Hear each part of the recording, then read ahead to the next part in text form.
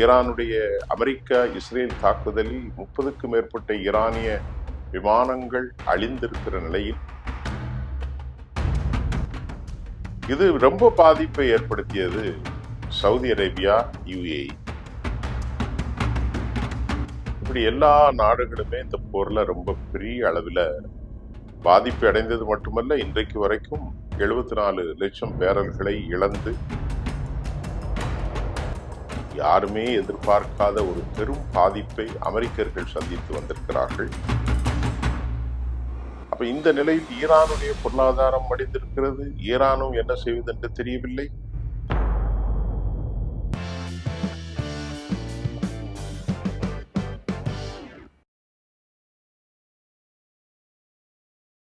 நேயர்களே, ஜெம் தொலைக்காட்சிக்காக நான் சர்வதேச காணொலிக்காக சுஃபியான். இப்போ இன்றைக்கு 2 செய்திகளை நாம பேச போறேன். யுனைடெட் அரபு எமிரேட்ஸ் துபாய் மிகப்பெரிய அளவில் பொருளாதார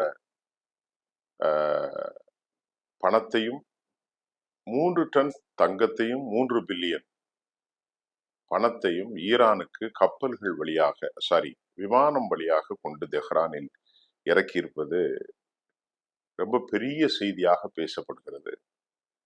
2 தரப்பிலும் அது மறுப்பு தெரிவிக்கவில்லை. இருந்தாலும் UAE கப்பல் ஒன்றும் லேசாக பேரளவிற்கு உலகத்தை ஏமாற்றுவதற்காக ஒரு தாக்குதலையும் ஈரான் நடத்தியிருக்கிறது. கடந்த 6 மாதங்கள் முடிந்து 7வது மாதமாக ஈரானுடைய தாக்குதல்ல மத்திய தரைக்கடல்ல சென்ட்ரல் ஏசியா, செங்கடல், பர்ஷியன் வளைகுடா, இந்திய பெருங்கடல், டியூகோ கார்சியா வரைக்கும் அது ஒரு பெரிய அதிர்ச்சி ஏற்படுத்தியது. இப்போ உதாரணத்துக்கு சொன்னால், சவுதி அரேபியா, துபாய், கத்தர், பஹ்ரைன், இப்படி எல்லா நாடுகளுமே இந்த போர்ல ரொம்ப பெரிய அளவில் பாதிப்பு அடைந்தது மட்டுமல்ல, இன்றைக்கு வரைக்கும் 74 லட்சம் பேரல்களை இழந்து வியாபாரம் செய்ய முடியாமல், சூயஸ் கல்வாயும் போக முடியாது, செங்கடலும் போக முடியாது, ஹவுதிகளும் அடுக்கிறார்கள். இங்கே முழுமையாக மூடப்பட்டு விட்டது, ட்ரேடிங்குக்கும் ஆயிலுக்கும் இல்லாமல். அது உங்களுக்கு தெரியும். இது ரொம்ப பாதிப்பை ஏற்படுத்தியது சவுதி அரேபியா, UAE. ஏன்னா எல்லா நெட்வொர்க்கும் இவர்களுடைய ப்ராக்சிகளின் கண்ட்ரோல்ல தான் இருக்கு. ஈரானும் மட்டுமல்ல, ஈரானுடைய ப்ராக்சிகளின் கண்ட்ரோல்ல தான் இருக்கு.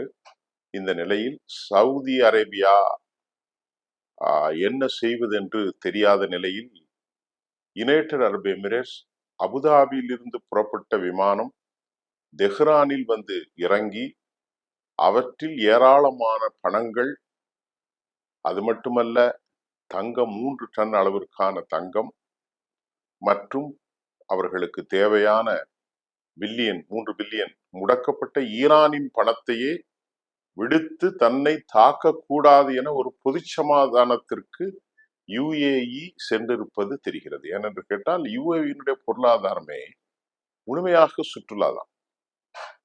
UAE பொருளாதாரம் முழுமையாக பினான்சியல்.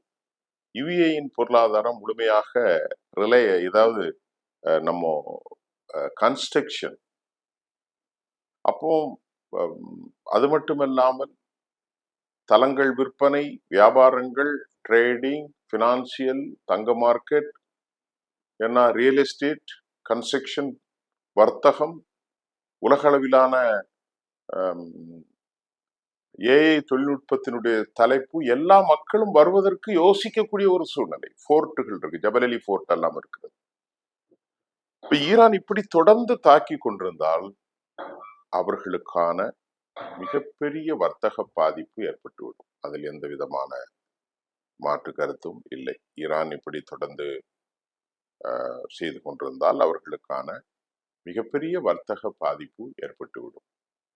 அதனால இப்ப அவர்கள் 3 பில்லியன் பணத்தை எல்லாம் கொடுத்து, தங்கத்தையும் கொடுத்து சிறப்பு செய்திருக்கிறார்கள் என்பது மிகுந்த முக்கியத்துவம் வாய்ந்த ஒன்றாக இருக்கிறது. இது உலக அளவில் எங்களை தாக்காதீர்கள் என்ற பொது சமாதானத்தின் அடிப்படையில தான் யுனைடெட் அரபு எமிரேட்ஸ் இந்த ஒப்பந்தத்திற்கு வந்திருக்கலாம்.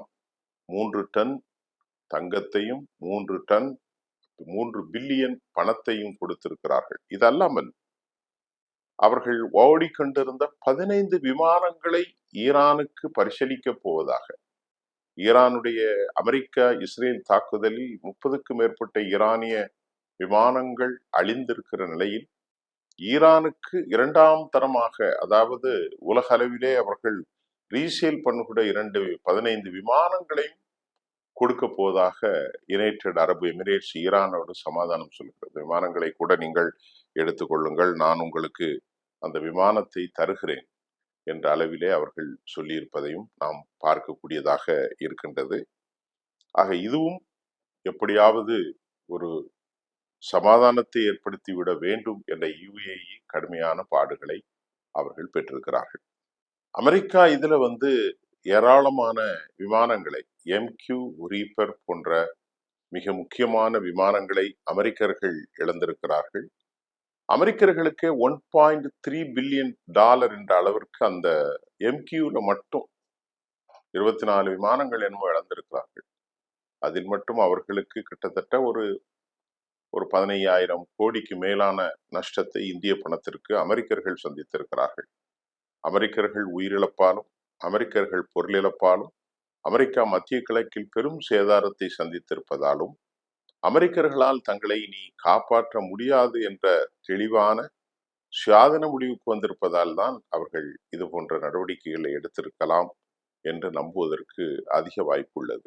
அமெரிக்கா இழந்திருக்கக்கூடிய இந்த MQ-9 ஒவ்வொன்றினும் விலை கிட்டத்தட்ட 270 கோடி என்கின்ற அளவிற்கு, $30 மில்லியன் அளவிற்கு அது ரொம்பவே பெரிய தொகை. அமெரிக்க ஆயுத குடங்களில் இப்பொழுது மிகப்பெரிய அளவிலான இழப்பை சந்தித்திருப்பதையும் அமெரிக்க சேனல்களே வெளியிடக்கூடிய செய்திதான் மிகப்பெரிய சிக்கலை ஏற்படுத்தியிருக்கிறது. தி வாஷிங்டன் போஸ்ட் வெளியிட்ட ஒரு தகவலில் அமெரிக்கா எவ்வளவு விமானங்கள் இழந்தது, எத்தனை விமானங்கள் விமானப்படையிடமும் கடற்படையிடமும் மற்றும் இருந்தது என்பதை தி வாஷிங்டன் போஸ்ட் தெளிவுபடுத்தியிருக்கிறது. அமெரிக்காவுக்கு இப்போ ஏற்பட்ட அந்த பாதிப்பு உலக அளவில் யாருமே எதிர்பார்க்காத ஒரு பெரும் பாதிப்பை அமெரிக்கர்கள் சந்தித்து வந்திருக்கிறார்கள். அமெரிக்கர்கள் தான் இன்றைக்கு ஒரு காட்ஃபாதராக சவுதி அரேபியாவுக்கும், யுனைடெட் அரபு எமிரேட்ஸுக்கும், பஹ்ரைன், குவைத் போன்ற நாடுகளுக்கு, கத்தருக்கும் அவர்கள் இருந்த நிலையில் தற்போது அவர்கள் இந்த வீழ்ச்சியை பார்த்தென்று இவர்களால் நம்மை காப்பாற்ற முடியாது என்ற ஒரு தெளிவான சிந்தனையுடன் தான் இன்றைக்கு பிராந்திய வல்லரசாக மாறி போயிருக்கு. இன்இவிட்டபிள், தவிர்க்க முடியாத ஒரு சக்தியாக யுனைடெட் அரபு எமிரேட்ஸ் மாறி இருப்பதை நன்கு யூகித்துக் கொண்டார்கள். ஆகவேதான் அவர்கள் இந்த நிலைக்கு தள்ளப்பட்டு அவர்கள் அமெரிக்கர்களை காப்பாற்றி, அமெரிக்கர்களிடமிருந்து தங்களை காப்பாற்றி UAE ஈரானுக்கு 15 விமானங்கள், $3 பில்லியன் அமெரிக்க டாலர்கள், 2 டன் தங்கத்தை அவர்கள் வழங்கி உங்களுக்கு எல்லா உதவிகளும் செய்கிறோம் என்று அவர்கள் இப்பொழுது சரண்டர். ஏனென்றால் நேரடியாகவே அமெரிக்காவுடைய டிஃபென்ஸ் சிஸ்டம்ஸ் எல்லாமே காலியானதை அவர்கள் நன்கு உணர்ந்திருக்கிறார்கள். ஆகவேதான் இந்த நிலை. கிட்டத்தட்ட அடுத்த செய்தியில 9 மாதமாக யாரும் சரி கடலையே பார்த்து கொண்டு ஒருவர் இருக்கான். 250 நாளா அவனுக்கு பைத்தியம்தான் பிடிக்கும். இந்த நிலைதான் அமெரிக்கா ஆப்ரஹாம் லிங்கன் கப்பல் போன்ற பெரிய கப்பல்களிலிருந்து பலர் குதித்து தற்கொலை செய்வதற்கான முயற்சியில் ஈடுபட்டு வருகிறார்கள்.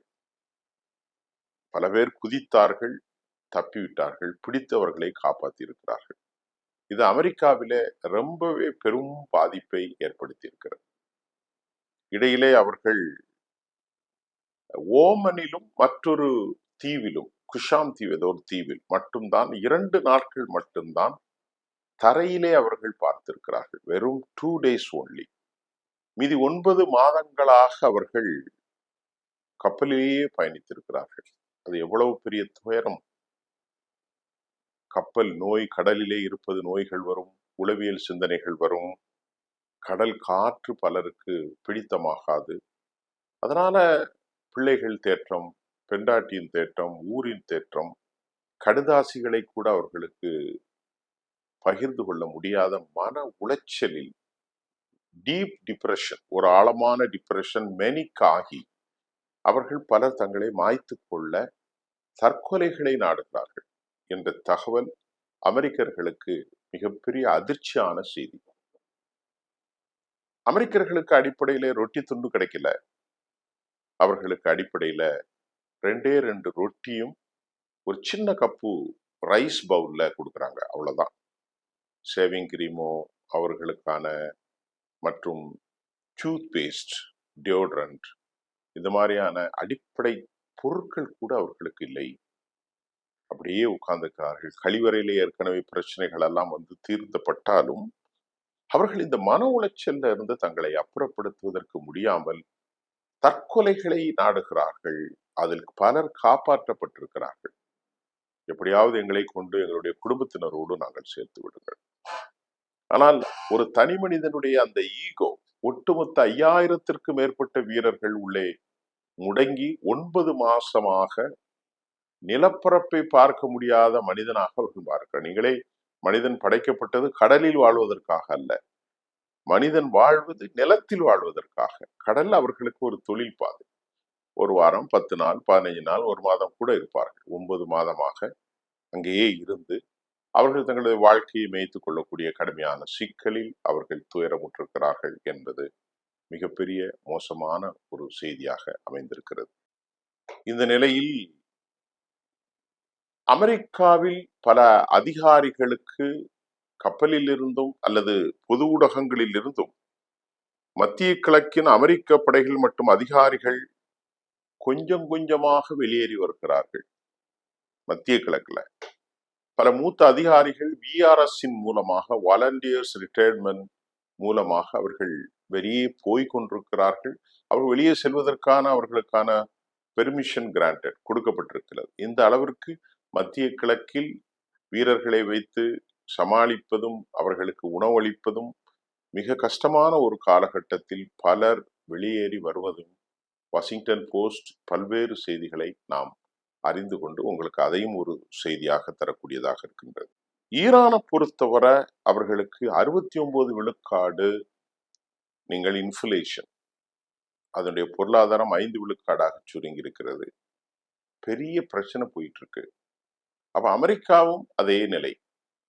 ஈரானியர்களில் இதில் ஒரு சமாதான தீர்வு கோருவதற்கு அரசியல் மற்றும் பிரிவு தலைவர் பாக்கர் கலிபா விரும்புகிறார். ஆனால் கடும் போக்குவாத பஷி படைகள், ஐஆர்ஜிசி, குத்ஸ் படைகள் அதை விரும்பவில்லை. அங்கே அவர்களுக்குள் ஒரு பெரிய ஃப்ரக்ஷேஷன், ஒரு விரக்தி இருக்கிறது, ஒரு என்ன சொல்றது, ஒரு உராய்தலும் கூட அவர்கள் மன ஓட்டத்தில் காணப்படுகிறது.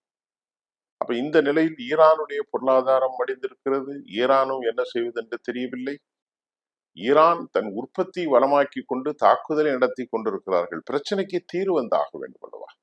ஆகவே இதே நிலை அமெரிக்காவிலும் தொடர்கிறது, ஈரானிலும் தொடர்கின்றது. பரஸ்பரம் 2 பேருமே ஒரு ஈகோ கிளாஷ்ல மாட்டியிருக்கிறார்கள். அதுல சரி செய்வதற்கு உலக அளவில் எந்த நாடுகளும் தயாராக இல்லை, எந்த தேசமும் தயாராகவில்லை. அதற்கு யாரும் முன்னெடுப்பதற்கான அந்த முன்னெடுப்பு ப்ராஜெக்டும் வெற்றி பெறவில்லை. இதுதான் ரொம்ப பெரிய சிக்கலை ஏற்படுத்தி இருக்கிறது. இதற்கிடையில் ஹுசைன் முஹாபி பிரிகேடியர் தனது தகவலில் 40 அமெரிக்க கப்பல்கள் அங்கிருந்து வெளியேறி இருப்பதாக சொல்கிறார். தங்கள் பயன்படுத்திய ஏவுகணைகளை விட அதிகமாக தாங்கள் உற்பத்தி செய்து கொண்டிருக்கிறோம். ஹுசைன் முஹாபி பிரிகேடியருடைய கருத்து, அமெரிக்கர்களுக்கு எதிராக நாங்கள் பயன்படுத்தி வந்திருக்கக்கூடிய ஏவுகணைகளுக்கு தாண்டி மிக அதிகபட்சமாக நாங்கள் உற்பத்தி செய்து வருகிறோம் என்ற தகவலை அவர் தெரிவித்திருக்கிறார். அது மட்டும் இல்லாம 1,00,000 மைல் தொலைவில் உள்ள மின் இணைப்பு முற்றிலுமாக காலி, உலகம் முழுவதும் உள்ள இன்டர்நெட் இணைப்பு முற்றிலுமாக காலி செய்வதற்கும், அதாவது இந்த இன்டர்நெட் கேபிள் காலி செய்வதற்கும், இன்டர்நேஷனல் லெவல்ல எந்த மாதிரியான பாதிப்புகளை ஏற்படுத்துவதற்கும் தங்களால் இயலும் என்பதை ஹுசைன் முஹாபி சொல்கிறார். 1,00,000 மைல் என்று சொன்னால் அவ்வளவு கேபிள் நெட்வொர்க் இருக்கு. உலகம் முழுவதும் அந்த நெட்வொர்க்ல இணைகிறார்கள். யூரோப்பியன், ஆசிய மண்டலம், மத்திய கிழக்கு, இந்தியா போன்ற நாடுகள், இப்படி சர்வதேச நாடுகள்ல அந்த கேபிள் நெட்வொர்க் அங்கதான் இருக்கு. அதையெல்லாம் கூட்டி பார்த்தா இத்தனை லட்சம் மைல் தொலைவுக்கான வியாபாரம், சந்தைப்படுத்துதல் இருக்கும். ஆக 1,00,000 மைல் தொலைவில் உள்ள மின் இணைப்பு முற்றிலுமாக நாங்கள் இணையதளங்கள், வசதிகள் எல்லாவற்றையும் காலி செய்வோம் என்றும், உலகம் முழுவதும் உள்ள இன்டர்நெட் இணைப்புகள் முற்றிலுமாக காலி செய்யப்படும், எங்களால் முடியும் என்றும் ஹுசைன் முஹாபி தெரிவித்திருக்கிறார். ஈரான் நீங்கள் நெருக்கடி ஏற்படுத்த முயலில் நாங்கள் இந்த நிலைக்கு இறங்கி வருவோம். எங்களை நீங்கள் நெருக்கடி ஏற்படுத்தினால் நாங்கள் இறங்கி வருவோம். எங்களுடைய ப்ரொடக்ஷன் யூனிட்ல எந்த மாற்றத்தையும் நாங்கள் இதுவரை பார்க்கவில்லை. தொடர்ந்து உற்பத்தி செய்யும். சேட்டிலைட் கனெக்ஷன்களை கூட சிதிகரிக்க முடியும் என்றும் ஹுசைன் முஹாபி சொல்கிறார். சேட்டிலைட் கனெக்ஷனை கூட நாங்கள் சீரழித்து விடுவோம். அது மட்டும் இல்லாம ஐரோப்பிய ஒன்றிய நாடுகள் ஈரான் ஒரு பெரும் இணைந்த தயாரிப்பை செய்தாலும் ஈரான் தன் சொந்த விஞ்ஞான அறிவில் ஈரான் செல்ஃப் ரிலையன்டாகத்தான், எங்களுக்கு சில உதவிகள் கிடைக்கின்றது, வடகொரியாவிலிருந்து கிடைக்கிறது, அதை அவர் சொல்லவில்லை பேரை, ரஷ்யாவிலிருந்து கிடைக்கிறது. ஆனால் எங்களுக்கு சொந்தமாக அறிவை கொண்டும் ஞானத்தை கொண்டும் நாங்கள் இதனை மேன்மைப்படுத்துகிறோம் என்று அவர் தெளிவாக சொல்லியிருக்கிறார். இது ரொம்ப முக்கியமான விஷயமாக இருக்கின்றது. ஆக இன்றைக்கு நாம் பார்க்கிற ஒரு சுருக்கமான செய்தியில் நிலைமை கட்டுக்கடங்கவில்லை. ஈரானுக்குள் பொருளாதார நிலைமை அமெரிக்கர்களுக்கு பெரும் சிக்கல். ஈரானுடைய ஆயுத கிடங்குகளை அமெரிக்கர்களால் இனி ஒருபோதும் அழிக்க முடியாது. அமெரிக்கா ஒரே ஒரு ஏவுகணை தயாரிப்பை செய்தால் ஈரான் 3 ஏவுகணைகளை செய்கிறார்கள். அந்த அளவிற்கு அவர்கள் ப்ரொடக்ஷன் வல்லமையோடு இருக்கிறது. இரண்டாவது, 60% பெண் பணியாளர்கள் விஞ்ஞானிகளாகவும் R&Dயிலும் அவர்கள் தொடர்ந்து பணிகளை செய்து கொண்டிருக்கிறார்கள். அவர்கள் ஷேடோ பிளீட்டின் மூலமாக ஹெர்மூஸ் வளைகுடாவில் வியாபாரம் நடக்கலாம், அதற்கு வாய்ப்பு உண்டு. அதை தாண்டி மிக முக்கியமாக அமெரிக்கர்களால் எவ்வளவு காலம் இந்த இடத்தை இவ்வளவு தடங்கள் ஏற்படுத்த முடியும் தெரியவில்லை. அமெரிக்க படைகளுக்குள் பிரச்சனை என்பது அமெரிக்க நாடுகள் சொல்கிறது. அமெரிக்கன் கூட்டாளிகளான சவுதி அரேபியா, யுனைடெட் அரபு எமிரேட்ஸை கிட்டத்தட்ட $3 பில்லியன் பணத்தையும் 2 டன் தங்கத்தையும் கொடுத்து விட்டார்கள். ஆக இப்படி மாறி வரும் சூழலில் கத்தருக்கும் அவர்களுக்கும் இடையே ஒரு நெருக்கம் இருக்கத்தான் செய்கிறது. ரகசிய கூட்டணிகள் அமைத்து கொண்டுதான் இருக்கிறது. இது எப்படி செல்லும் என்பதை நாம் பொறுத்திருந்து அடுத்த செய்தியை சந்திப்போம். நன்றி.